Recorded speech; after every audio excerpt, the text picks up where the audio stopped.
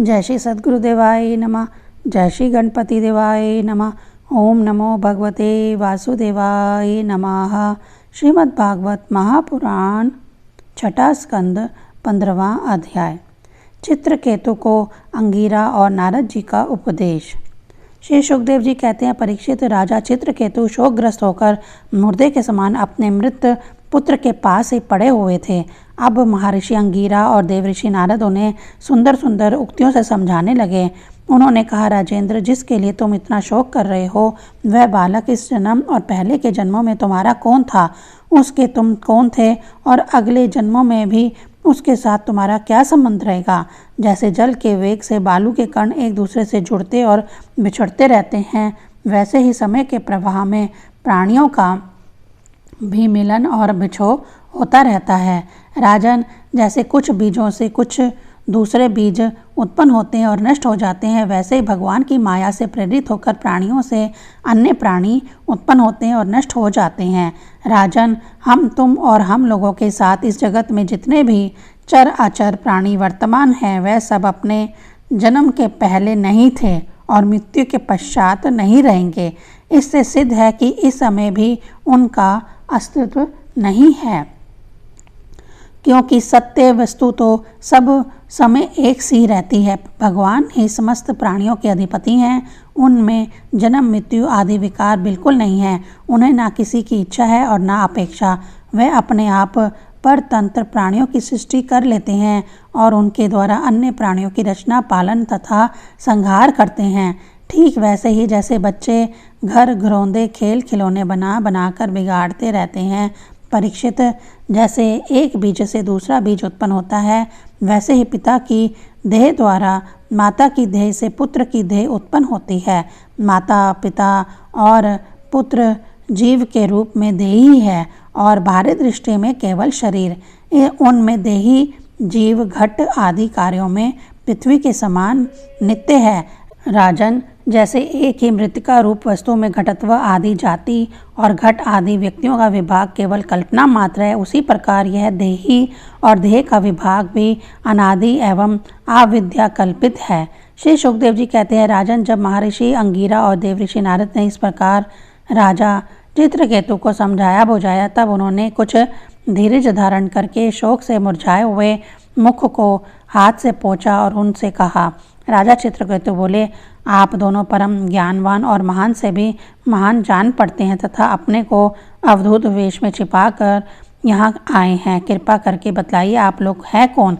मैं जानता हूँ कि बहुत से भगवान के प्यारे ब्रह्म वक्ता मेरे जैसे विषया आसक्त प्राणियों को उपदेश करने के लिए उन्मत्त सा वेश बनाकर पृथ्वी पर स्वच्छंद विचरण करते हैं। सनत कुमार, नारद, ऋभु, अंगीरा, देवल, असित, अपांत, रतम, व्यास, मार्कंडेय, गौतम, विशिष्ट, भगवान परशुराम, कपिल देव, शुकदेव, दुर्वासा, यज्ञवल्क्य, जातुकर्ण्य, आरुणि, रोमेश, च्यवन, दत्तात्रेय, आसुरी, पतंजलि, वेदशिरा, बोधमुनि, पंचशिरा, हरणानाभ, कौसल्य, श्रुतदेव और ऋतध्वज, ये सब तथा दूसरे सिद्धेश्वर ऋषि मुनि ज्ञान दान करने के लिए पृथ्वी पर विचरते रहते हैं। स्वामियों, मैं विषय भोगों में फंसा हुआ मूढ़ बुद्धि ग्राम में पशु हूँ और अज्ञान के घोर अंधकार में डूब रहा हूँ। आप लोग मुझे ज्ञान की ज्योति से प्रकाश के केंद्र में लाइए। महर्षि अंगीरा ने कहा, राजन, जिस समय तुम पुत्र के लिए बहुत ललायित थे, तब मैंने ही तुम्हें पुत्र दिया था। मैं अंगीरा हूँ। यह जो तुम्हारे सामने खड़े हैं स्वयं ब्रह्मा जी के पुत्र सर्वसमर्थ देवऋषि नारद हैं। जब हम लोगों ने देखा कि तुम पुत्र शोक के कारण बहुत ही घने अज्ञान अंधकार में डूब रहे हो, तब सोचा कि तुम भगवान के भक्त हो, शोक करने योग्य नहीं हो, अतः तुम पर अनुग्रह करने के लिए ही हम दोनों यहाँ आए हैं। राजन, सच्ची बात तो यह है कि जो भगवान और ब्राह्मणों का भक्त है, उसे किसी अवस्था में शोक नहीं करना चाहिए।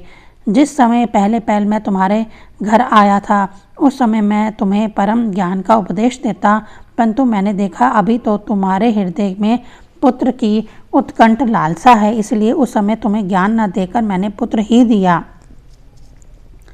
अब तुम स्वयं अनुभव कर रहे हो कि पुत्रवानों को कितना दुख होता है।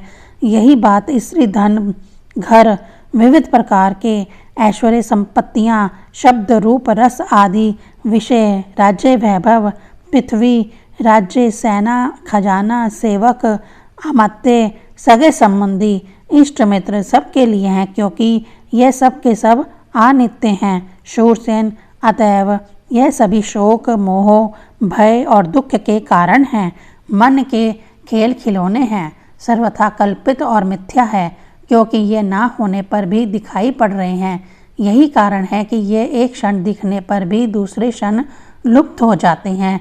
ये गंधर्व नगर स्वप्न, जादू और मनोरथ की वस्तुओं के समान सर्वथा असत्य है। जो लोग कर्म वासनाओं से प्रेरित होकर विषयों का चिंतन करते रहते हैं, उन्हीं का मन अनेक प्रकार के कर्मों की सृष्टि करता है। जीवात्मा का यह देह, जो पंचभूत, ज्ञानेंद्रिय और कर्म इंद्रियों का संघात है, जीव को विविध प्रकार के क्लेश और संताप देने वाली कही जाती है। इसलिए तुम अपने मन को विषयों में भटकने से रोककर शांत करो, स्वस्थ करो और फिर उस मन के द्वारा अपने वास्तविक स्वरूप का विचार करो तथा इस द्वैत भ्रम में नित्यत्व की बुद्धि छोड़कर परम शांति स्वरूप परमात्मा में स्थित हो जाओ। देवऋषि नारद ने कहा, राजन, तुम एकाग्र चित्त से मुझ से यह मंत्र उपनिषद ग्रहण करो। इसे धारण करने से 7 रातों में ही तुम्हें भगवान संकर्षण का दर्शन होगा। नरेंद्र, प्राचीन काल में भगवान शंकर आदि ने श्री संकर्षण देव जी के चरण कमलों का आश्रय लिया था। इससे उन्होंने द्वैत भ्रम का परित्याग कर दिया और उनकी उस महिमा को प्राप्त हुए जिससे बढ़कर तो कोई है ही नहीं, यानी उसके समान भी नहीं है। तुम भी बहुत शीघ्र ही भगवान के उस परम पद को प्राप्त कर लोगे। 15वां अध्याय संपूर्ण। ओम नमो भगवते वासुदेवाय नमः।